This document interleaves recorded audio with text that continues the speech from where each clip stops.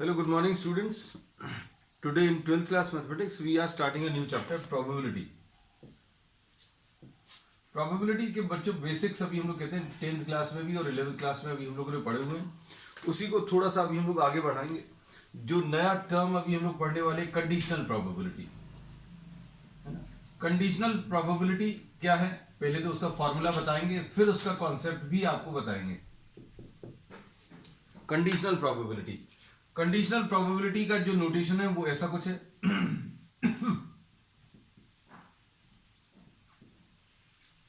Probability of E by F, ये क्या है? Probability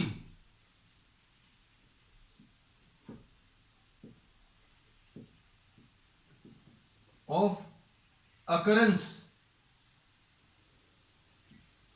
of E, probability of occurrence और happening of E given that, ये जो अभी हम लोग साइन यूज करते हैं ये गिवन दैट के लिए, given that F has already occurred. अगर F हो चुका है तो E के होने की प्रोबेबिलिटी क्या है, ये अब हम लोगों को इसमें बताना है. और इसका एक सिंपल सा फॉर्मूला है, और सिंपल सा फॉर्मूला क्या है?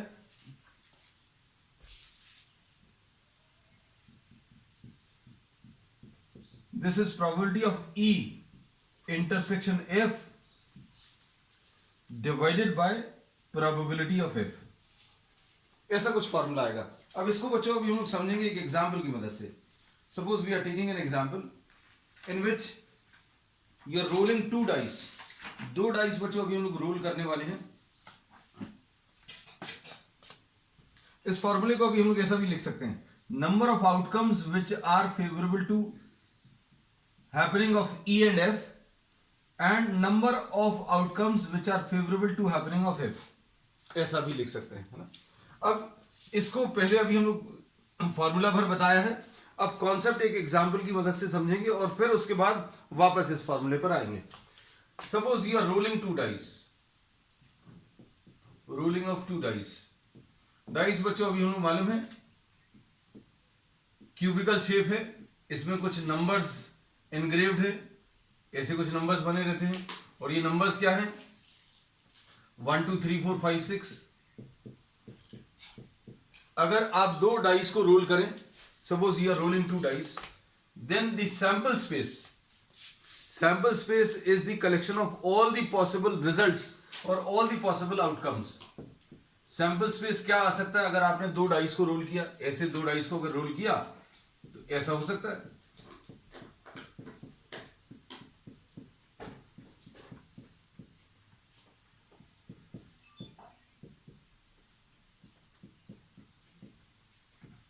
टू 1 2 2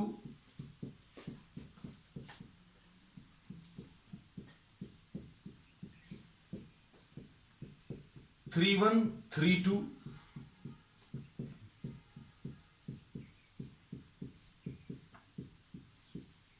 बच्चों ये possible list of all possible outcomes है, 36 रहेंगे टोटल.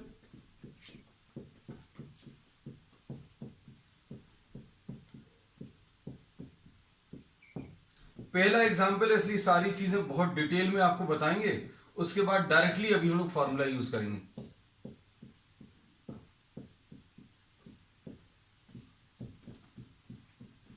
ये सैंपल स्पेस है. तो सैंपल स्पेस क्या होता है? List of all possible outcomes of any experiment. आप कुछ भी एक्टिविटी या कुछ भी एक्सपेरिमेंट, रैंडम एक्सपेरिमेंट अगर आप कर रहे हैं तो उसके जितने पॉसिबल रिजल्ट्स हैं उन सभी का जो कलेक्शन है उसको अभी हम लोग क्या सैंपल स्पेस बोलते हैं. अब आपको ये सैंपल स्पेस आ गया. अब इसमें ये कह दिया गया कि आपको प्रोबेबिलिटी निकालनी है of getting a sum 4. Suppose E is getting a sum 4. आपको 4 सम चाहिए है. 4 सम लाने के तरीके क्या हैं? 4 कैसे आ सकता है? देखो, the sum of the numbers which are appearing on the two dice is 4. इन दोनों का एडिशन तो 2 है, इन दोनों का एडिशन 3 है, इन दोनों का एडिशन बच्चों 4 है, तो ये एक फेवरेबल केस है, 1 3, फिर उसके बाद 2 2 और उसके बाद ये 3 1। तो ये तो प्रॉब्लम बहुत सिंपल है। अगर ऐसा कुछ बोलें कि find the probability of getting a sum 4, तो ये तो 10th क्लास में भी होता था, है ना। और उसमें अभी हम लोग क्या बोलते थे,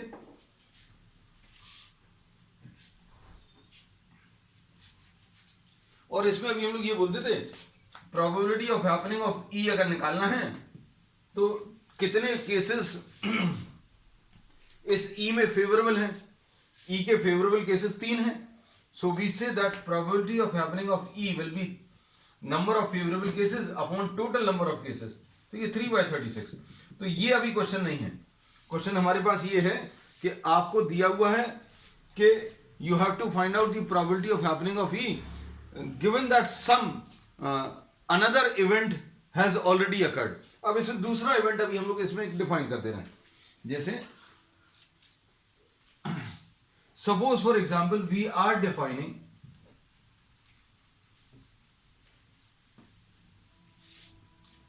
f as the numbers on the two dice are different। आपको ये दे दिया गया है, जैसे सपोज फॉर एग्जाम्पल अगर हमने 2 डाइस रोल किए और 2 लोगों को बैठा दिया, किसी एक स्टूडेंट ने आकर देखा, स्टूडेंट ए, उसने आके देखा कि दोनों डाइस पर जो नंबर आए हैं वो डिफरेंट है। अब ये चीज उसको पता चल गई कि numbers which are appearing on the 2 dice are different. जैसे अभी हमने 2 डाइस रोल किए और दोनों डाइस को रोल करने पर कुछ नंबर्स आए और उसने ये रिजल्ट देख लिया कि दोनों नंबर्स जो आए हैं वो डिफरेंट हैं, है ना। अब क्या होगा, अब किसी दूसरे स्टूडेंट ने ये प्रोबेबिलिटी निकालने की इच्छा करी, क्या कि what is the probability of getting a sum 4, है ना। अब एक चीज ऑलरेडी पता चल चुकी है कि नंबर्स डिफरेंट है, तो अब हम लोग इसमें ये बोलेंगे नंबर्स डिफरेंट कौन कौन से हो सकते हैं बच्चों। एफ जो इवेंट है वो क्या हो सकता है, एफ ऐसा हो सकता है 1 2 1 3 1 4 1 5 1 6, फिर उसका 2 1 2 3 2 4 2 5 2 6 3 1 3 2 3 4 3 5 एंड 3 6। उसके बाद 4 1 4 2 4 3 4 4 4 5 एंड 4 6। सॉरी 4 4 नहीं आएगा क्योंकि नंबर्स डिफरेंट है बच्चों। और क्या आ सकता है, 5 1 5 2 5 3 5 4 5 6 6 1 6 2 6 3 6 4 6 5 एंड 6 6 नहीं आएगा। तो अब हम लोगों ने बोला ये कहानी 2 स्टूडेंट्स की है। 2 डाइस को रोल किया, पहले स्टूडेंट ने आकर देखा कि उसके ऊपर नंबर्स जो हैं डिफरेंट है, तो अब ये पता चल गया कि नंबर्स इसमें डिफरेंट हैं। अब दूसरे वाले को ये कैलकुलेशन करना है कि what is the sum, what is the probability of getting a sum 4। अब सम 4 आने के लिए अब उसको इतना बड़ा सैंपल स्पेस लेने की जरूरत नहीं है। अब हम लोगों को अगर ये पता चल गया 2 डाइस को रोल करने पर कि उन दोनों के ऊपर नंबर्स जो हैं वो डिफरेंट हैं, तो इतना बड़ा सैंपल स्पेस लेने की जगह अब हमने इसमें से ये अलग कर दिया, ये वाले नंबर्स अलग कर दिए। क्यों, क्योंकि नंबर्स जो हैं वो डिफरेंट है, तो नंबर्स डिफरेंट है। अब अगर ये पता चल चुका कि नंबर्स डिफरेंट है तो सम 4 आने के चांसेस क्या आ जाएंगे, तो सम 4 आने के चांसेस बच्चों ये आ जाएगा 1 3 और 3 1। तो अब इसमें क्या बोलेंगे, अब इसमें अभी हम लोग ये बोल सकते हैं probability of happening of E, probability of getting a sum 4। अगर ये सीधा सीधा निकालना होता, सम 4 लाने का तरीका क्या होगा, सम 4 अगर लाना है तो ये 3/36 आ सकता था, लेकिन आपको सम 4 लाना है given that the numbers are different. आपको ये पता चल चुका है कि नंबर्स डिफरेंट है, तो सम 4 कैसे आएगा? फिर अभी हम लोग इतना सारा कुछ कंसिडर नहीं करेंगे, 36 केसेस नहीं कंसिडर करेंगे, हम लोग सिर्फ 30 केसेस कंसिडर कर रहे हैं। अब देखो सम 4 आने के कितने केसेस हैं बच्चों? सिर्फ 2 केसेस हैं। और टोटल नंबर ऑफ केसेस, तो टोटल नंबर ऑफ केसेस बच्चों, अब इतना बड़ा सैंपल स्पेस नहीं लिया, सैंपल स्पेस ये रिड्यूस सैंपल स्पेस ले लिया। सैंपल स्पेस रिड्यूस क्यों कर लिया? क्योंकि हम लोगों को ये पता चल चुका है कि नंबर्स डिफरेंट है ना। तो एक इवेंट पता चलने की वजह से ये एफ हो चुका है, ये अभी हम लोगों को पता है। एक स्टूडेंट आया, उसने देखा कि दोनों डाइस के ऊपर नंबर जो हैं वो डिफरेंट है। अब दूसरे से अभी हम लोगों ने ये कहा कि आप प्रोबेबिलिटी निकालो, सम 4 है, तो सम 4 आने के लिए एक ये फेवरेबल केस है, एक ये फेवरेबल केस है, और टोटल केसेस बच्चों कितने? 30। तो ये इसका आंसर कितना आ जाएगा? 1/15। अब ये एक्चुअल में क्या चीज है, इसको आप ध्यान से देखना। इसमें ये 2 केसेस कौन से हैं? These are the 2 cases which are present in E and are present in F। ये देखो E में भी है और F में भी है। कौन कौन सा? ये 1 3 और 3 1। ऐसी जो भी एलिमेंट्स जो दोनों सेट्स में प्रेजेंट हैं उसको अभी हम लोग इंटरसेक्शन बोलते हैं। तो E इंटरसेक्शन F अगर आपको देखना है तो E और F के कॉमन एलिमेंट्स देख लो। तो E और F के कॉमन एलिमेंट्स क्या है? 1 3 और 3 1।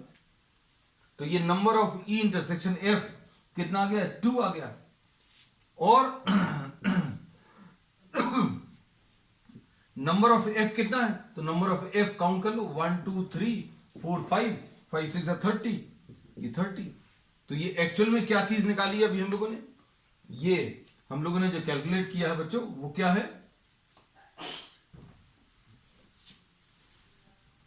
Probability of getting a sum 4 when it is given that the numbers are different. ये कैसे मिला? Number of E intersection F divided by number of F। एक फॉर्मूला तो आ गया। और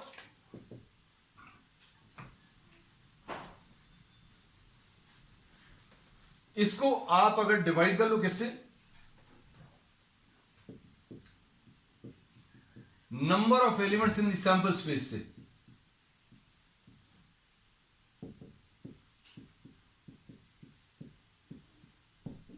तो ये क्या बन जाएगा? ये probability of E intersection F upon this will B probability of F। तो ये बच्चों फॉर्मूला आ गया। तो अब हम लोग इतनी बड़ी कहानी अब बार बार नहीं करेंगे इतना सारा एक्सप्लेनेशन। हम लोग क्या करेंगे, जो 2 इवेंट्स दिए हुए हैं तो दोनों को अलग अलग लिख लेंगे।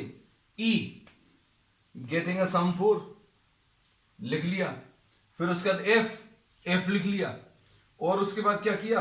दोनों का इंटरसेक्शन। तो इंटरसेक्शन बच्चों कॉमन एलिमेंट्स देख रहे हैं तो कॉमन एलिमेंट्स देख लिए, और फिर probability of E intersection F को प्रोबेबिलिटी ऑफ F से डिवाइड करेंगे।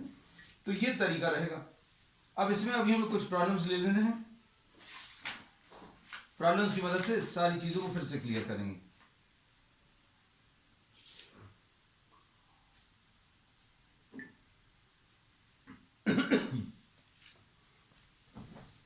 तो फॉर्मूला क्या रहेगा ये याद रखना।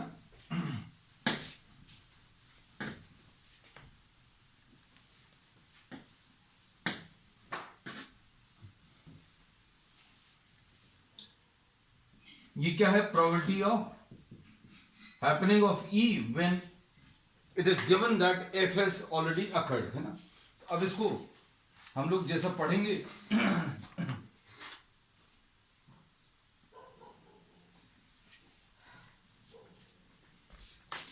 this is conditional probability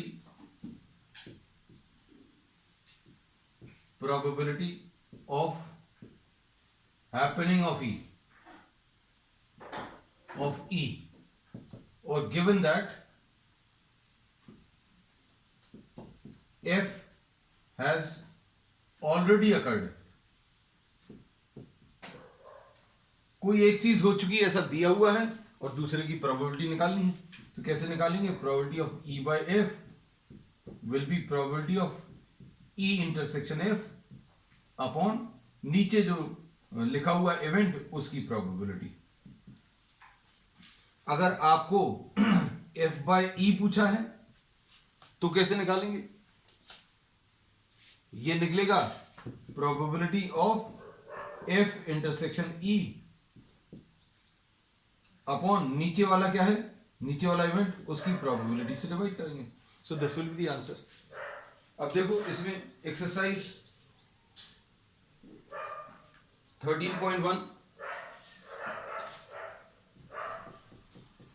exercise 13.1 question number 1 क्या दिया हुआ है? P ऑफ E ये दिया हुआ कितना? 0.6। P ऑफ F ये कितना दिया? 0.3। और E intersection F, probability of E intersection F ये दिया हुआ है, ये दिया 0.2। Probability of E by F निकालना है तो कैसे मिलेगा? E intersection F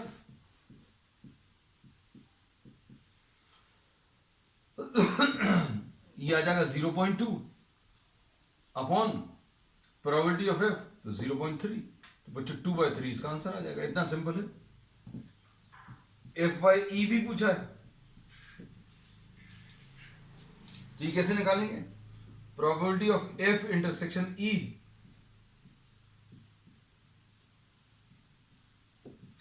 F intersection E ये 0.2 है। प्रोबेबिलिटी ऑफ E E कितना है? 0.6। यहां पर जो इवेंट नीचे वो यहां पर नीचे लिखना, बस ये याद रखना, ये 1/3 आ जाएगा। ठीक, चलो नेक्स्ट। इसके बाद क्वेश्चन नंबर 2, ये कंडीशनल प्रोबेबिलिटीज का सिंपल सा फॉर्मूला है। अब कुछ फॉर्मूलेस बच्चों सेट थ्योरी के भी लगेंगे और जो फॉर्मूलेस लगेंगे वो अभी हम बताते चलेंगे, क्योंकि कुछ बच्चों ने 11th में सेट थ्योरी बहुत अच्छे से नहीं की होती या फिर याद भी नहीं है, ऐसा भी फैक्टर है। So we will be discussing those formulas also. Question number 2, P of B दिया हुआ है,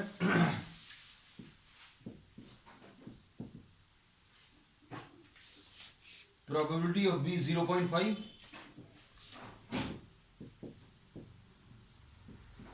A इंटरसेक्शन B दिया है,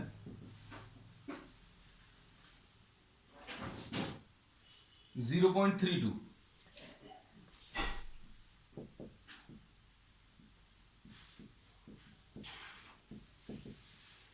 A बाय B बताना है।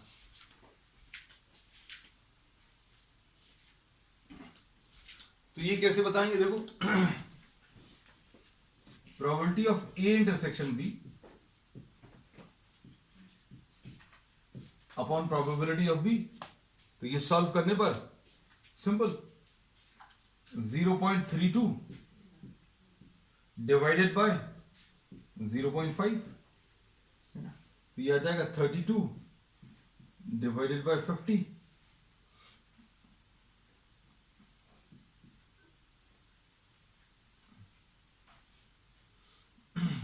(0.64) आ जाएगा।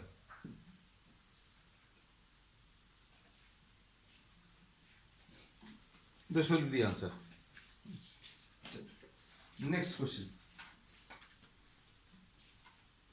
This was 30.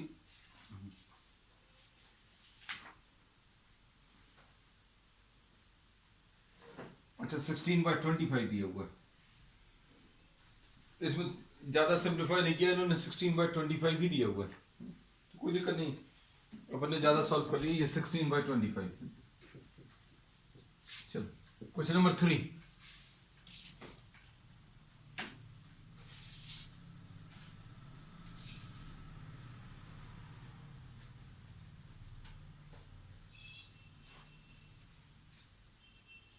a box of oranges is inspected for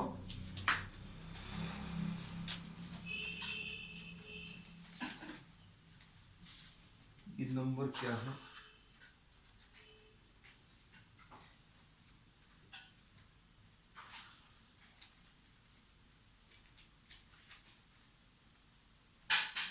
A box of oranges is inspected by examining 3 randomly selected oranges. अब इसके बाद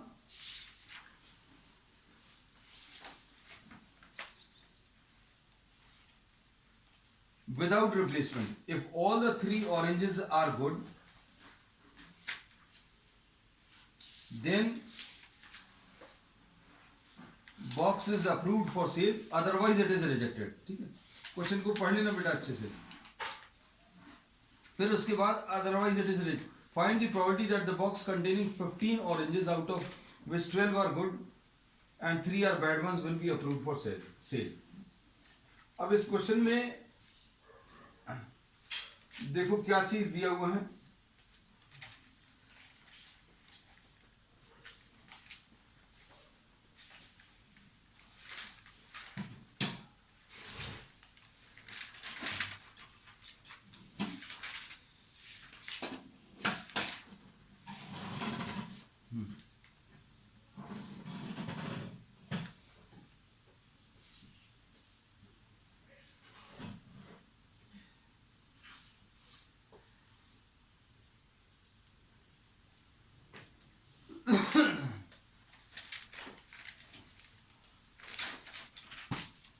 A box of oranges is inspected by examining 3 randomly selected oranges drawn without replacement. If all the 3 oranges are good, the box is approved for sale, otherwise it is rejected. Find the probability that the box contains 15 will be approved for sale.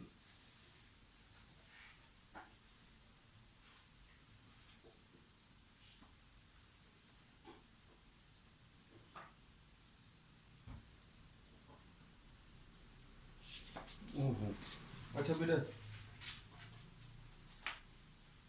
अच्छा यही गलत question खुल गया बेटा, I am sorry.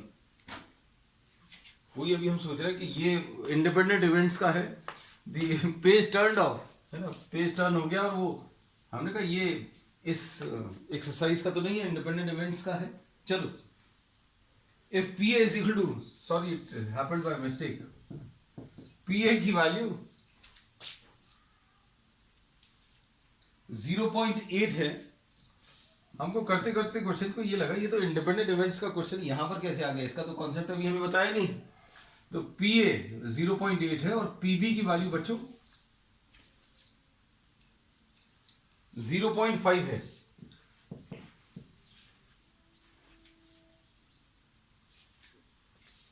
P of B by A. Third question बच्चों अभी हमने next exercise का देख लिया था 13.2 का. पी बी बाय ए की वैल्यू दी हुई है 0.4.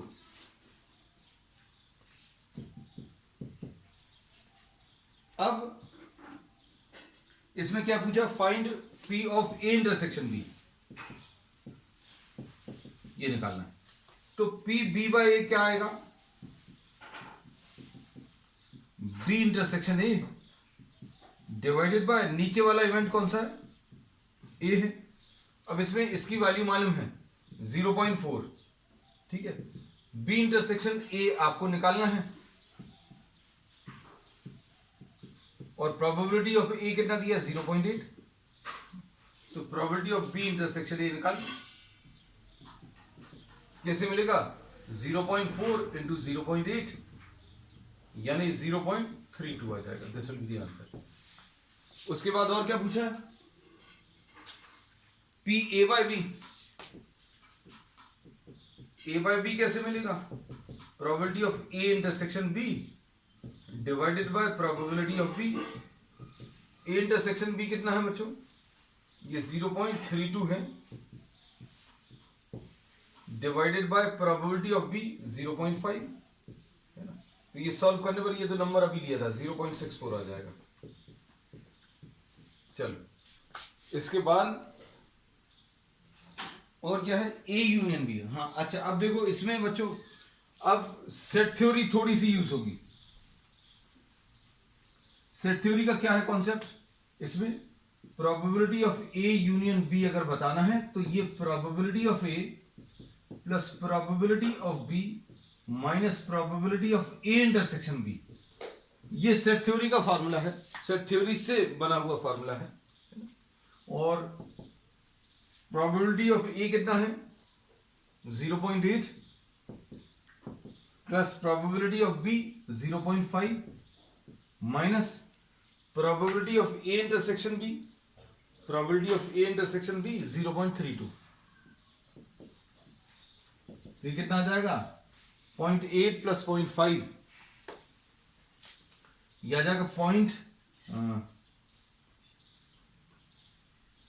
1.3 माइनस 0.32, तो ये 0.98 विल बी द आंसर। अब इसके बाद नेक्स्ट क्वेश्चन, क्वेश्चन नंबर 4 में सारे क्वेश्चन बच्चों इसी टाइप के हैं। Probability of A union B निकालना है।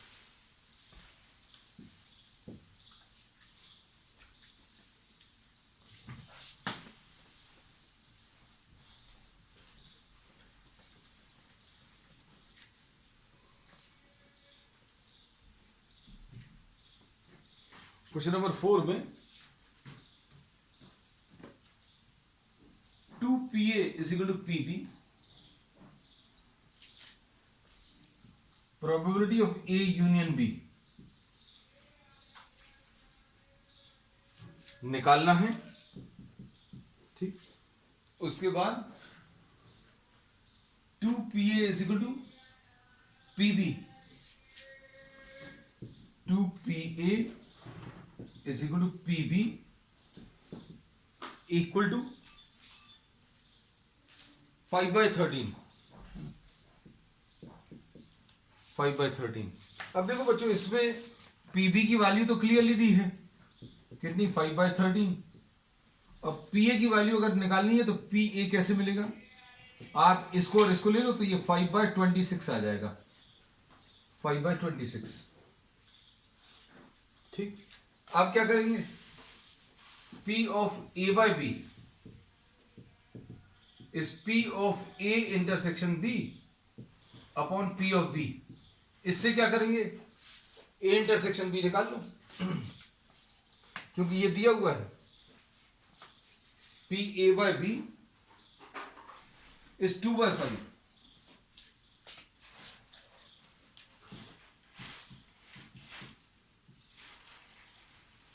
A by B is 2/5,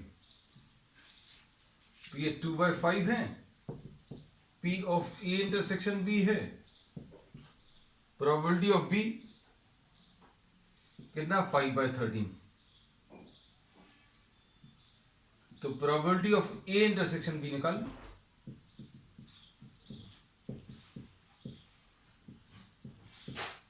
ये 2/13 आ गया।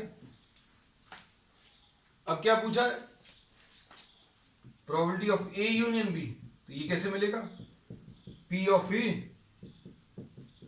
प्लस P ऑफ बी,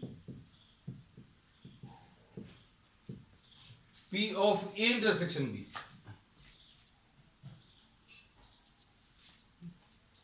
अब P ऑफ ए कितना है, P of A is 5/26, P of B कितना है 5/13 minus P of A intersection B, बच्चों ये 2/13। अब इसको सॉल्व कर लो तो इसमें एलसीएम बच्चों 26 आ जाएगा, ये 5 आ गया, इधर पर ये 10 आ जाएगा और -4 आ जाएगा, है ना। तो आंसर इसका 11/26 मिल जाएगा। तो answer to this is what 11/26। तो क्वेश्चन नंबर 4 फॉर्मूलेज बच्चों बिल्कुल बार बार वैसे ही अप्लाई हो रहे हैं। अब इसके बाद क्वेश्चन नंबर 5, तो शुरू के कुछ क्वेश्चंस में इन्होंने बार बार ये फॉर्मूला कैसे अप्लाई करना है वो सिखा दिया।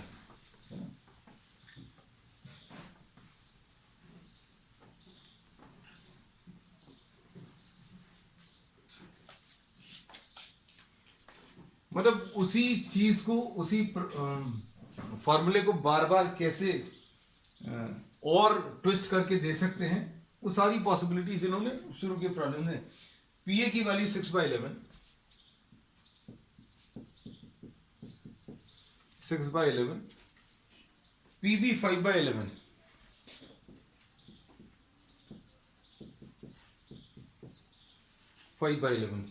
अब इसमें इन्होंने क्या बोला, A union B 7/11,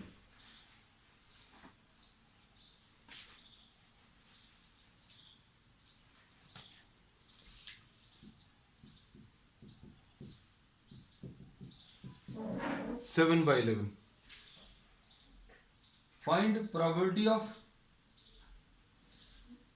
A intersection B. तो ए इंटरसेक्शन बी कैसे निकालेंगे, ए यूनियन बी का फॉर्मूला ले लो, ये क्या है, P A plus P B minus P of A intersection B.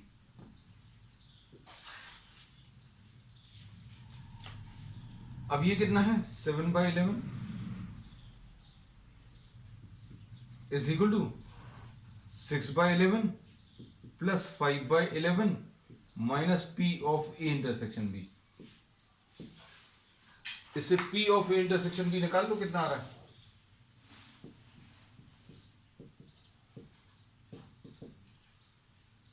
इसको इधर ले आओ, बाकी सारे टर्म्स को उधर ट्रांसफर करो। तो 6/11 प्लस 5/11 माइनस 7/11, तो 11 एलसीएम, 6 प्लस 5 माइनस 7 यानी 4/11, ऐसा कुछ आ गया। अब इसके बाद क्या पूछा है,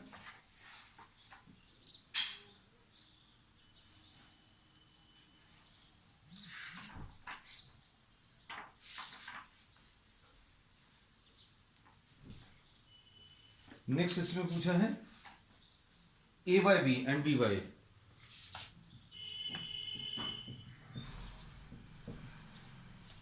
p of a by b कैसे मिलेगा,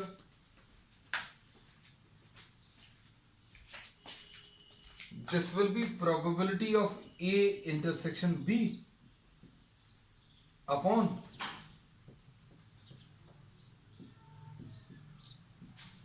probability of b। तो ये कितना आ जाएगा, 4/11 upon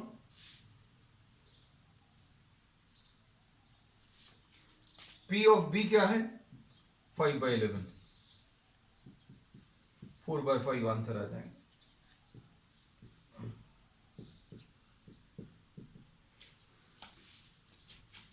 P of B bye ये कैसे मिलेगा,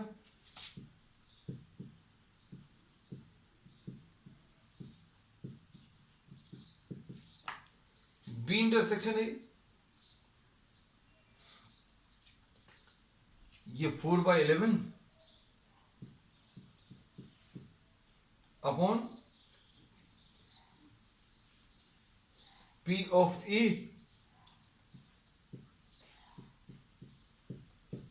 तो ये 2/3 इसका आंसर आ जाएगा। तो बच्चों आज के लिए इतना ही, we will continue with the remaining problems on the next one. That's all for today.